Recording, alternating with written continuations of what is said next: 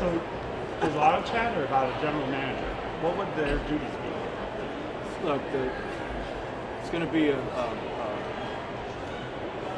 a combined role, the general manager role. So we're still can't talk specifically about everything because we're still working through HR with some of these hires. We'll give you guys information as soon as we have it. It'll be hopefully sooner rather than later. But it'll be a general manager, kind of chief strategist type role where certainly be heavily involved in the recruiting and then the strategy of the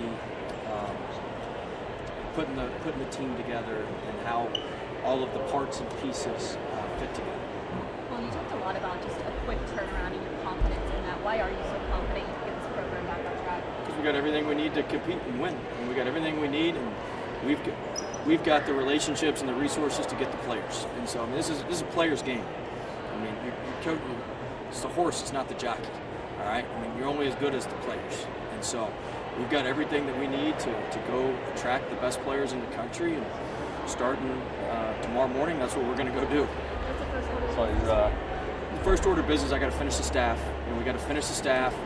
Then we got to recruit, and then after that, we got to get the schedule done. And that's kind of the first order of business, and try to have the program. It's a transition period, and so we won't have the program fully up and operational until summer school starts. May 14th. But when summer school starts, we hope to have everything up and operational. I saw your wife in red and putting up the Wolf hands. I mean, how does she feel about all this? She's good. She's enjoying it. She's happy to be close to home in Charlotte, where her family is, and all of my daughters' friends are, and so it should be. She's excited. What's your philosophy for building a roster in this new era now that you can do high school and the portal? I mean, look, we want to. I mean, we're gonna have to be a little portal heavy to start, but in a perfect world, you get 2 or 3 freshmen, 1 impact freshman, a couple developmental freshmen, get 3 or 4 out of the portal, and then you're able to retain over half your roster every year. I mean, that's the formula to building a good program and good team. But we're the first 2 years, that's not how this is going to be. I mean, we're going to have to go portal heavy this year, get some freshmen as well. See who wants to stay, and then we'll hopefully by year 3 we'll be able to only have to bring in 2 or 3 freshmen, 3 or 4 portal guys, and then we'll have guys that are staying and we'll retain those guys. How quickly do you think do you hope to get your staff set? I mean, look, we got to work through HR, and so there's some different processes that we're a big state university governed by a state system, so it's not like you just snap your fingers and people are hired. So look, we'll have a shell of the staff set hopefully by later this week, early next week, and then I would say after the Final Four, we'll have the I'd say middle of April. We should have the full staff close to complete. Well, a lot of people want to know, is Amir Khan going to be joining you here? Look, we've spoken with Amir, and I love Amir to death. So we want to do what's best for Amir. What's best for Amir is to come to NC State. That's what we'll do. What's best. He's never been out of Louisiana. So he's from Lake Charles, Louisiana. He went to high school. He went to McNeese. Louisiana's different now. It's hard to get those guys to roll out of there sometimes. So look, we'll see. I'm here to help Amir. He's awesome. He volunteered for us for 2 years, and he's been phenomenal. And so, if he wants to come to NC State, he certainly can. If he needs my help going somewhere else, we'll certainly help him with that too. Any specific stipulations regarding revenue share and NIL split? No, we just spoke about it. I mean, look, in this thing, it's about trust. And like I said, that's another one. I mean, Boo told me what we had in NIL and revenue share, and I get here and we got more than they told me we had. So I mean, it was under. And I was on the plane yesterday and we're talking about it. And, well, it's not exactly what they said in a good way. I think that look, we're going to be competitive. Are we going to have the most? No, that's not what we need. We got to be competitive, and then that's on me to spend it properly, and to allocate the resources. And a general manager to allocate the resources to properly, and that's what we're going to do. And to follow up to that, the Unpack NIL Collective had 600 plus members in the past 2 months. It's more than a Final Four runs, more than College World Series. What does that say about the fan support, wanting to see the program take that next level consistently? Yeah, I mean, they want to win, and we're going to win. And so, I think that support speaks volumes. We love the fans. We love our fan base. And look, the foundation to winning right now is collectives and revenue share, and that's how you win. And so to have that as a head start is huge. In your eyes, what does an NC State player look like? I'm sorry? In your eyes, what does an NC State player look like? It depends on what position. Yeah. Every position's a little bit different. But I mean, look, in just an overall characteristics, standpoint, one, I really like kids who have overcome adversity. I think if you overcome adversity in life to get here, you're going to, you're going to be able to overcome adversity when you're on the court. We want guys that are gritty, grimy, guys that are tough. Guys that are going to get their hands in. I always say don't put championship rings on smooth fingers. You got to get your hands in the mud. And you got to be able to dig in there. So we want guys that are going to do that and represent who we are. Was there any concern from you after Coach Keith was fired for taking the team to the Final Four after several decades to come to NC State? No, I mean, look, we're here to build a consistent winner. We don't want to be a flash in the pan. Coach Keats was an incredible run. He did a really, really good job. Somebody I've known since he was at Hargrave Military Academy. But I mean, the expectations are pretty clear. That here's the thing: if we can build a consistent winner, it'll break your way sometimes. You look at the Virginia team that won the national title. That wasn't his best team. He'd probably tell you that. But he kept being at the top. He kept winning the ACC. But really, he was in the top 2 or 3 of the ACC every year. Kept getting protected seeds in the NCAA tournament. And eventually, the bracket breaks your way. I think that's what we want to do here at NC State. We want to consistently, be in the top 4 in the ACC starting next year.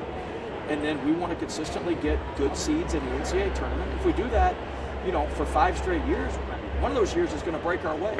2 or 3 of those years we'll probably go to, maybe Sweet 16, Elite 8, and one of those years we'll probably get upset in the first round. That's just the way the tournament. I mean, that's just the reality of it. That's just the way that deal works. And so, look, it's like winning the lottery. The more ping pong balls you put in there, the better chance you got to win the thing, right? And so, we're trying to continually put deposits in there where we're competing at that level, and eventually it'll happen. So my charge is to build a consistent program and a consistent winner that is not reliant on crazy runs and that sort of thing. We need to be consistently and reliably in the top portion. Have you met with the current players at all? Basketball with the NIL, the portal, all the. Can you talk a little bit about how you think the mix of first-year players, players coming in, players that you have for multiple years, how are all those mixed together now in today's world? I mean, look, the difference today is you're no longer building a program, you're just building a team every year. And so you just got to build the best team you have, and then turn around and try to keep as many of those guys, and then go build the next best team you can the next year around the guys that you're able to build on this year. And so it's just continually trying to build the best team, and that's what it is. And we've got a formula. We've got intel on stuff that allows us to do that at a pretty good level. Have you had a chance to meet with the current players? Met with the team yesterday? Yeah, I landed at 3 and met with the team at 4. The first thing we did was go see the team. How did that go, and what was your message to the team? You'd have to ask them. But no, I mean, look, I was direct. I told them, hey, this is what I believe in NC State basketball. This is why I'm here, and here's what you're going to get if you choose to stay. And so, I mean, as y'all know, as you may not know, but I guess you'll find out. I mean, I'm a huge advocate of the player movement. I'm not against the transfer portal. I'm not against any of this stuff. So, I told someone, hey, you can put your name in the portal. We'll still meet. I've got some individual meetings tomorrow with a lot of the guys, and we'll still meet. And if you still want to come back, that's fine. I'm not one of those once your name's in the portal, you can never come back. Like one of our best players at McNeese put his name in the portal when I got the job. Came back. He was the 2-time Defensive Player of the Year in Southland. What an idiot I'd be to just cast him off, right? It's just stupid. But so, I told him, hey, you put your name in the portal, and we're still going to meet. So, look, we want guys who want to be at NC State. We want people that are excited about being at NC State, excited about what we're about to do, and the road that we're getting ready to take. And whoever that is, we'll coach them and love them up and get them ready to compete at the top of the ACC. Where does your work ethic come from? Everyone I talk to says that you're basketball all day, every day. Where does that work ethic come from that you keep doing this? Just enjoy it. I enjoy being around the players. I get energy being around the players. I get energy being around my staff. Like, I enjoy being around my staff. My staff, you ask about my staff. Like, I'm going to get people I enjoy being around. I want jerks. I want people that I enjoy being around. And so I love kind of fitting the puzzle together and figuring out all the pieces every year, and so that sort of stuff gives me great energy. Has your wife had to burn any Carolina years? She burned that a long time ago. She is not. Now the good news is my daughter hates Duke, but no, I'm just joking. But no, she hasn't. I don't know if I've ever seen her wear Carolina gear since I met her. You mentioned shoemate, Jamont Waters, Justin Trudeau, different guys over the years. What's a trendsetter or a pulse setter for you? Yeah, I mean, look, we've got to you've got to get you got to get somebody you can build around in recruiting, right? You got to have one main cog that you can build around. That's what we're going to try to. That's what we're going to try to go find and ascertain here relatively shortly.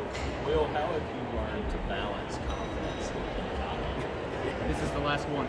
I mean, look, I think confidence is the way I define that is being secure in yourself. What got me in trouble was thinking that this had to happen this way. Or if I didn't get this, it was going to be the end of the world. Confidence is yeah, I want this, but if it doesn't go this way, I'm not going to take a shortcut. There's another way to go get the same thing done. This isn't life or death. This isn't the end. And so I think that's the balance between cockiness and confidence. I'm still very confident, as you can probably tell. But we're not backing down from anybody. But